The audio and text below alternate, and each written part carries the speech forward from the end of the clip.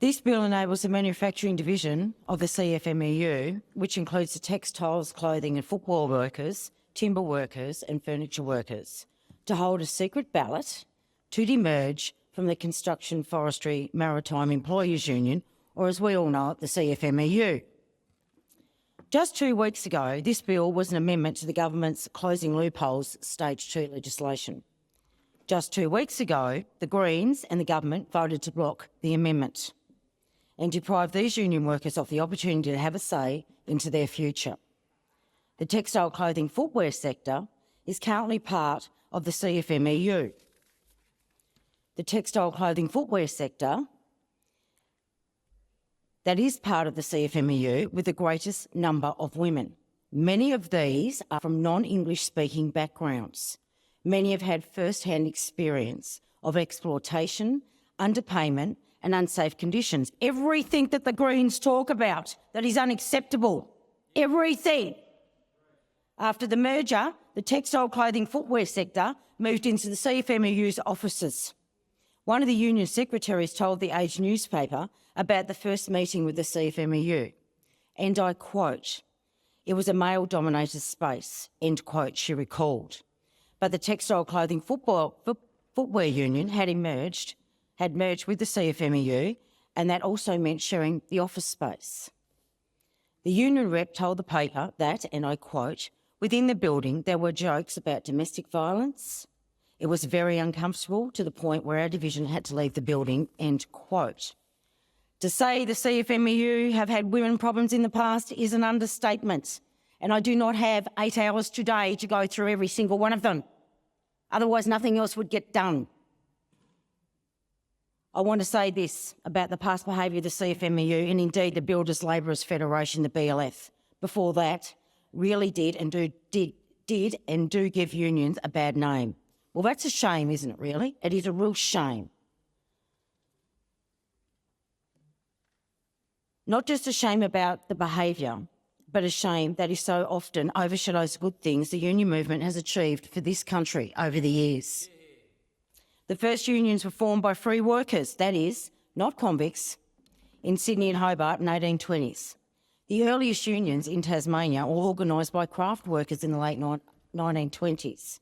Print workers, tailors, carpenters, bootmakers and bakers' unions followed in the 1830s. Early trade unions were working people who came together to support each other through illness, death and unemployment. Yes, I'm going to give you a history lesson here this morning.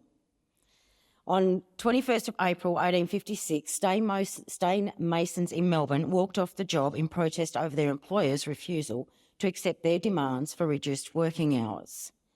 This protest led to Australia becoming the first country in the world to have a mandated 8-hour workday.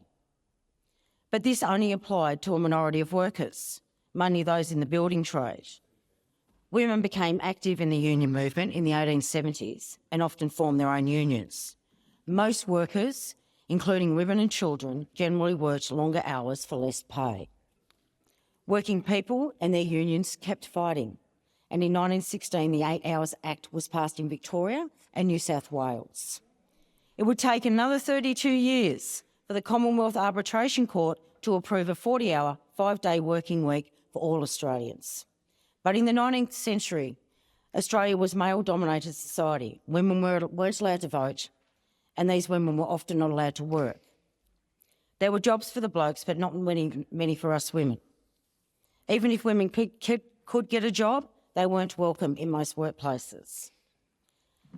Not that they didn't work at home doing all the domestic stuff, but of course women still don't get paid for that.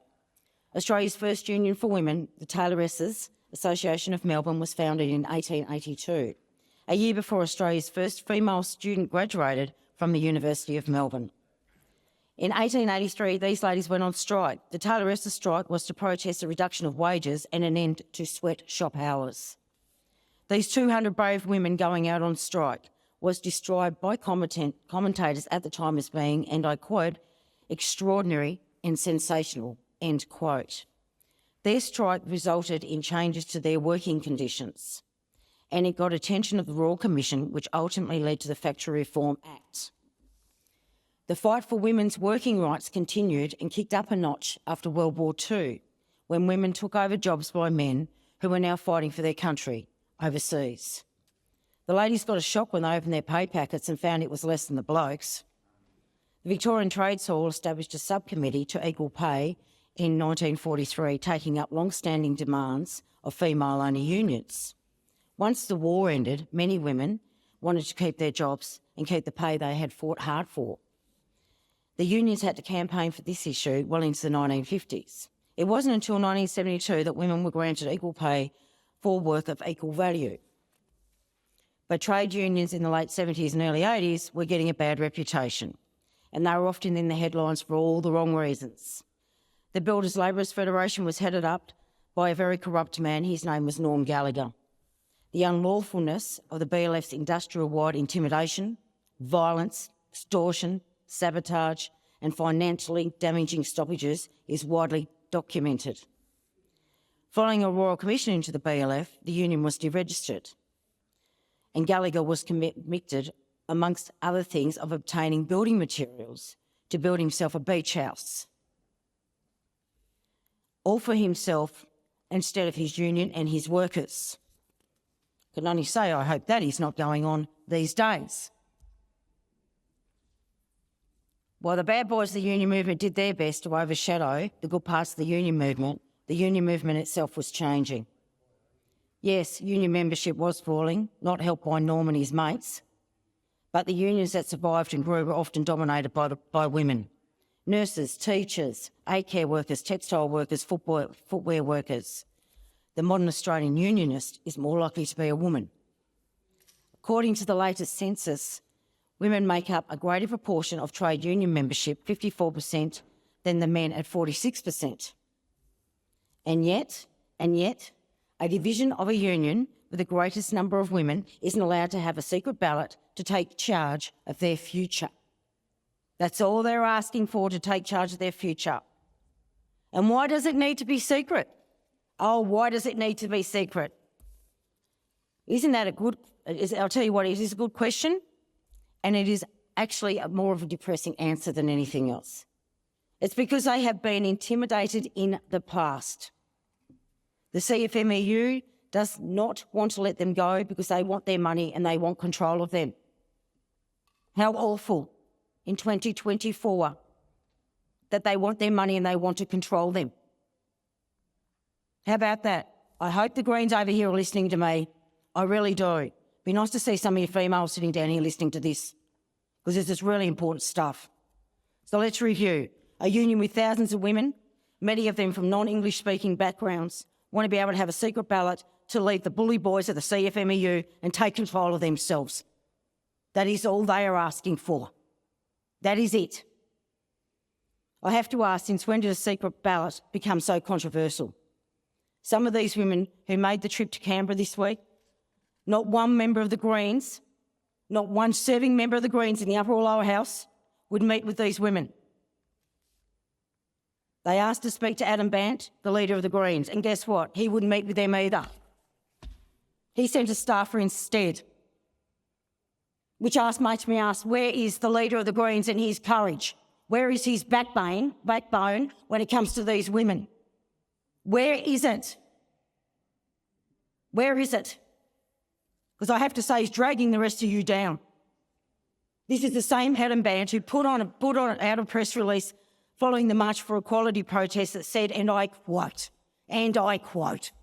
men of this government are still not listening, but they can't ignore it and hope the women will go away. Well, end quote. Well, right back at you, pot calling kettle. That is exactly what the Greens are doing. They're hoping if they ignore these women, they will go away. They will go away with their request. Well, they won't, because I've got their backs. I've got their backs. When I say I stand up for women, I mean every woman in this country, not just the parts of women I pick. Not just the people I pick out of those women, all of them. All of them. The coalition has their back. Senator Cash has your back.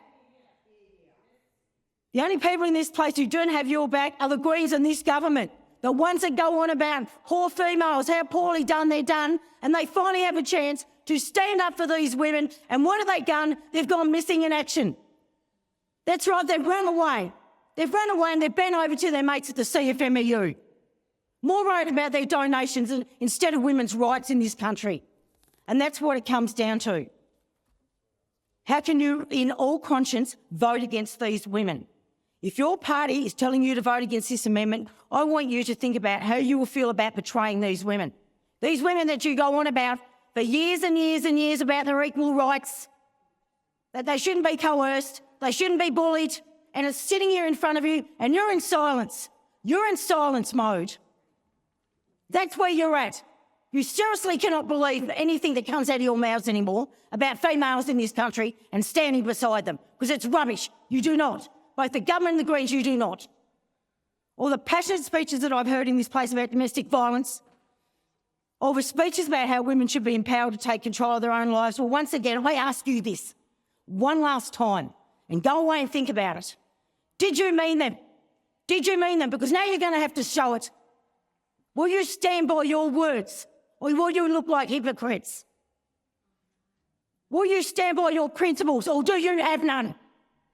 And last but not least, will you finally stand up for these women and do everything that you've always talked about when it comes to women of this country?